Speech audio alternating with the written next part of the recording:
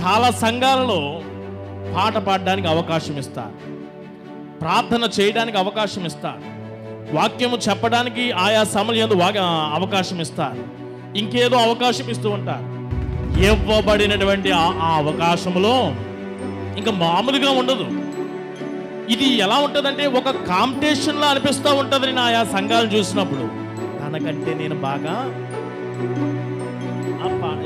పాడాలి, ఆయన కంటే నేను ఎక్కువగా బాగా చెప్పాలి, అతని కంటే బాగా నేను వాయించాలి, ఆమె కంటే ఈయన కంటే నేను ఎక్కువగా ప్రార్థన.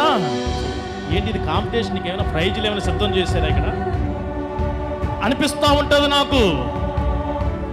ఇక్కడ నీవు మహిమ పొందుకోవడానికి ఇక్కడ ఏమిటంటే అందరికంటే నేను ఎక్కువగా, వారికంటే కొంచెం డిఫరెంట్గా, ఇలాంటి లేదు. నువ్వు పాట పాడి ఒక్కొక్కరు నేను అనుకుంటాను ఆయా సందర్భాలలో ఆశ్రమ గారు కానీ నాకు తెలియకుండా వాక్యం ఆవిడకి ఇచ్చేసిందా ఏంటనుకుంటాను, ప్రార్థన చేస్తూ ఉంటాయి. ఎందుకంటే అది ప్రార్థనో తెలియదు, వాక్యమో తెలియదు, రిఫరెన్స్లు మాటికి వెళ్ళిపోతూ ఉంటాయి. ఆ సమయమేమో నేను చూస్తూ ఉంటాను, ముగిస్తే నేనేమైనా వాక్యం చెప్దామని 15 నిమిషాలు 20 నిమిషాలు ఈలోగా అబ్రాహం మొదలుకొని అటువైపు ఎత్తబడే సంఘము ప్రకటన గ్రంథం వరకు ఆ రకరకాల ఇవన్నీ కూడా వచ్చినాను. అదే ప్రార్థన లేకపోతే ఈ ప్రసంగం పాస్టర్ గారు ఏమైనా ఆవిడకి ఇచ్చారు ఈరోజు అని నేను అనుకోవాల్సి వస్తుంది. లేదు ఇది ప్రార్థనే. ప్రభువా మా మనవులంగిరి ఈ మధ్యలో ఇవి ఉంటా ఉంటాయి. ఇది మన సంఘమే కాదు. అంటే నీకు ఇవ్వబడినటువంటి ఈ లిమిటెడ్ టైంలో నీకు వచ్చింది ఏంటో అక్కడ పెట్టేసేయాలి, ప్రజెంటేషన్ చేసేయాలి, నువ్వు నిరూపించేసుకోవాలి.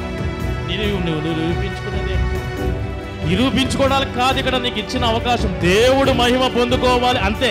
ఇంకా అది నేనైనా నువ్వైనా ఎవరైనా సరే అది ఆత్మచేత నింపబడినటువంటి సంఘం. అది లేదు నేను ఇక్కడ నేను నిరూపించేసుకోవాలంటే నీవు ఆత్మచేత నింపబడలేదు.